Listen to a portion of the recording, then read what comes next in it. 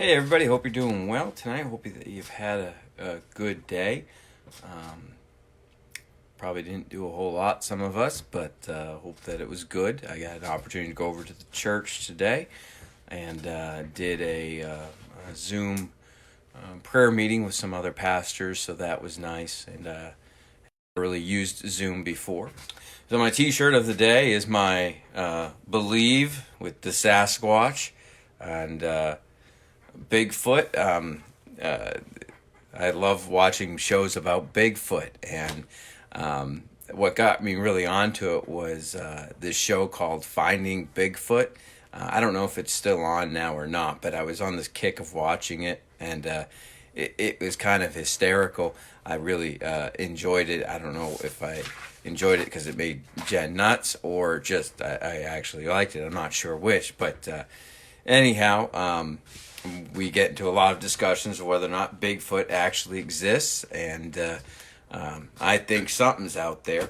But anyhow, there's I think some really good video evidence of it. Ron Jr. has had a Bigfoot story. You can ask him about it when we all get back together.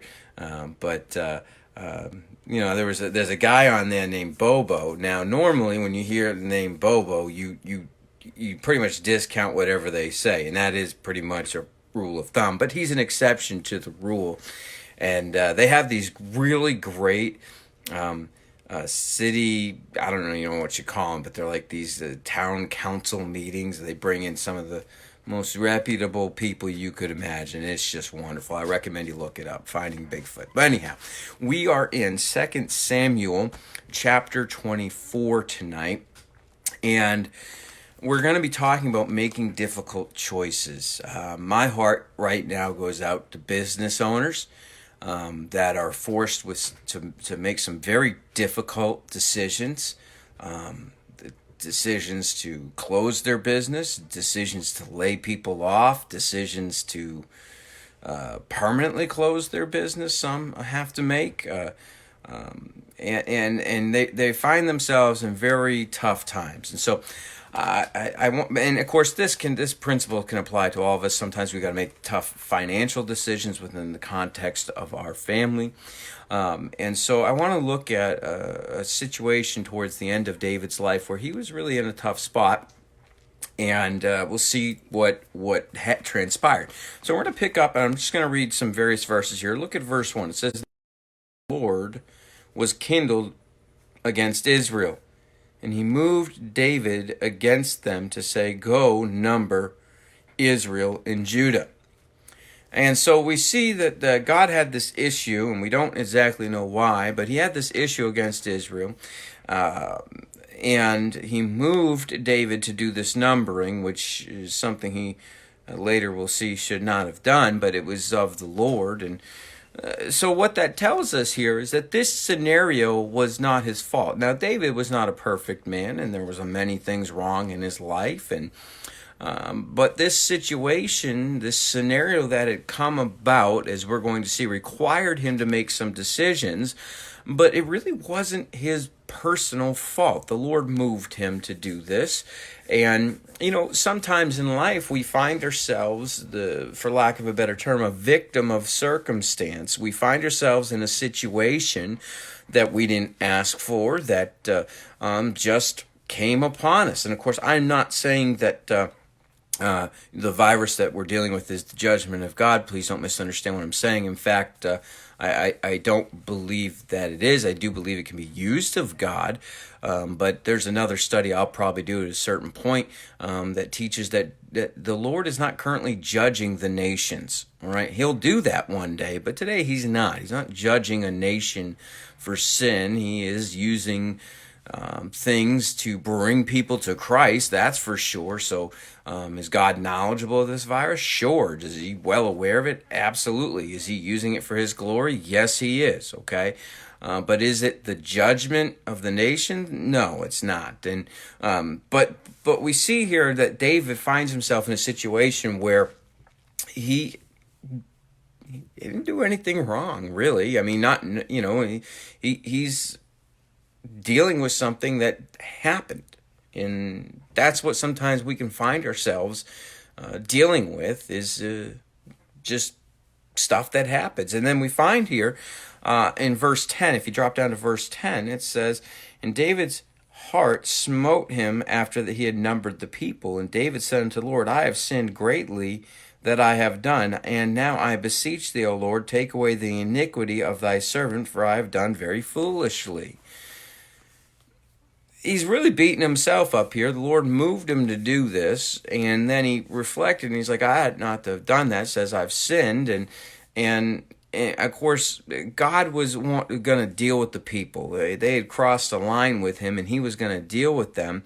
And so he is blaming himself for the current state of things, which in reality, it wasn't really him that was the problem. It was the nation of Israel. It was the people that had brought on the ire of God and had irritated him to the point of judgment.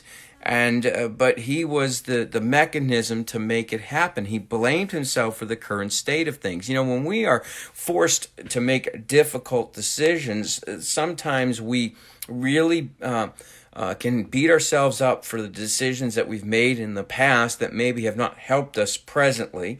We can start questioning financial decisions or this decision or that decision, and we can really be hard on ourselves. And, I want to encourage you. I do believe that we should learn from our mistakes, but when you find yourself in the situation where you have to make a difficult decision, whether that's laying somebody off or closing the doors or some financial cuts, within your home or making this decision or that decision. And whenever you have a hard decision to make, sometimes the scenario is your fault, sometimes it's not. But people have a tendency to, certain personality types have a tendency to just blame themselves for everything that goes wrong, when in reality, it may not be. And even if it is, beating yourself up won't change it. You do the best you can, and you're going to make mistakes. You're going to come up short sometimes, and you're going to have to deal with the consequences of that, and you have to learn to accept that. We say we're human, but then some of us give ourselves very little grace.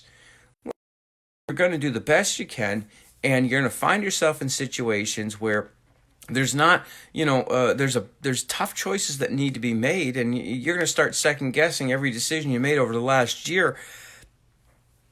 It may not have changed if you'd done it differently. All right? You might be in the exact same spot. But what we do find here is now that David has a situation. He's got 3 choices and none of them are good. Let's look at verse 11. 2 Samuel chapter 24, verse 11. And it says this, "For when David was up in the morning, the word of the Lord came unto the prophet Gad, David's seer, saying, Go and say unto David, Thus saith the Lord, I offer these 3 things. Choose thee one of them, that I may do it unto thee. So Gad came to David and told him and said unto him, 7 years of famine come unto thee in thy land, or wilt thou flee 3 months before thine enemies while they pursue thee, or that there be 3 days pestilence in thy land? Now advise, and see what answer I shall return to him that sent me. And David said unto Gad, I am in a great strait." So he says, man, I'm just between a rock and a hard place. There is no good choice. You ever been in that situation? No good choice? You can do this, and this is going to happen, and that's not good. And you can do this, and this is going to happen, and that's not good. Or you can do this, and that's not good. Sometimes we find ourselves in a spot where we got to make choices, and none of which are the best, all right? And we say, well, what I'd like to do is for this just to all go away. And that's nice, but it's not going to happen. That's not one of the choices.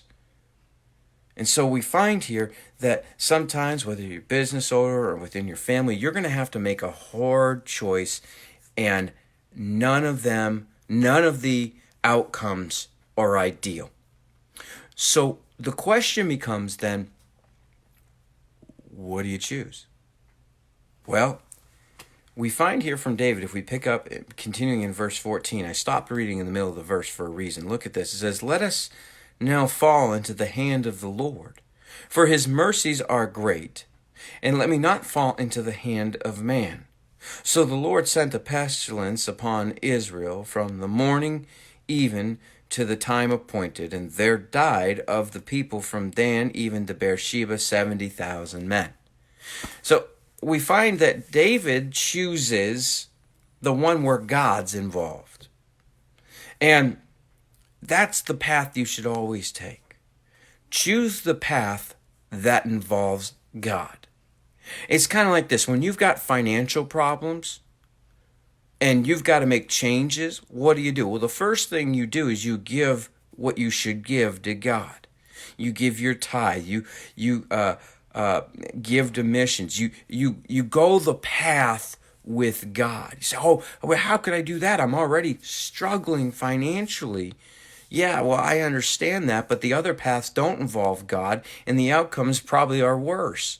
So go the path with God that puts him involved in the decision making. And so, the path that involves God, from a business perspective is, look, just be honest with people. Be straightforward with them. Be kind, compassionate. You got to make tough decisions, but you just be honest. That's where God's involved. Don't play games. Don't play. Don't play favorites. You just are honest with people. Tell them where they stand. Tell them what's going to happen. Tell them what you like to do. Tell them what the reality is. Just be straightforward with people. That's involving God in the situation, not backstabbing people or playing games or telling people one thing then doing another. God's not involved in that. Just tell people how it honestly is. That's how you make difficult decisions. Involve God any way that you can. But I want you to see there's actually a blessing that comes out of this. And that's not to be missed. If we look at verse 16, verse 16 says, when the angel stretched out his hand upon Jerusalem to destroy it, the Lord repented him of the evil and said to the angel that destroyed the people, it is enough. Stay now thy hand. And the angel of the Lord was by the threshing place of Araunah the Jebusite. And so what happens is exactly what David was hoping would happen, is that the judgment of God was cut short because the Lord is merciful. And as the death angel was coming to destroy Jerusalem, in other words, throughout the land of Israel, this plague was coming and killing people. And as it was going to come and enter in to Jerusalem, God stopped it. God stopped it. And what's really interesting, down in verse 25, it says, and David built there an altar unto the Lord, and offered burnt offerings and peace offerings. So the Lord was entreated for the land, and the plague was stayed from Israel. Now, what's really, really cool, and it doesn't tell us right here, but what was really neat about this location is that this was the exact location where the temple would be built and the worship of God would occur. And one day, it is where the Lord Jesus Christ himself will sit on the throne, that very location. And so we see that there are blessings that come afterwards. You sometimes have some difficult decisions to make, difficult decisions in your family, difficult decisions in your business, in your work.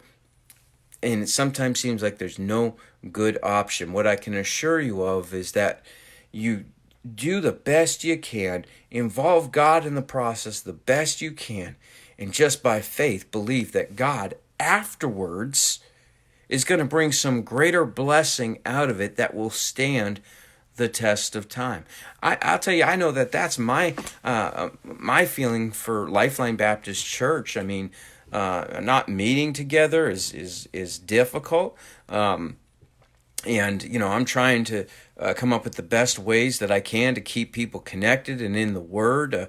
But it's challenging. And, how long will this thing go for? Who knows? I think we have at least another month of limited meetings, if not longer. And we have to prepare ourselves for that. And so, it's not ideal, but my thoughts are that afterwards, when it's all said and done, whenever that is, that we'll be benefited for it, that we'll come back stronger, and that those of you that are struggling financially, you're going to come out okay, and God will bless you so long as you keep God involved in the process. And those of you that own businesses or are involved in small businesses that are really getting hit right now, look, cling to these things and make those tough decisions. Involve the Lord in the process the best you can, and just believe by faith that somehow, some way, in the end, you'll come out better for it. Now, I hope the thought tonight was a help to you and an encouragement.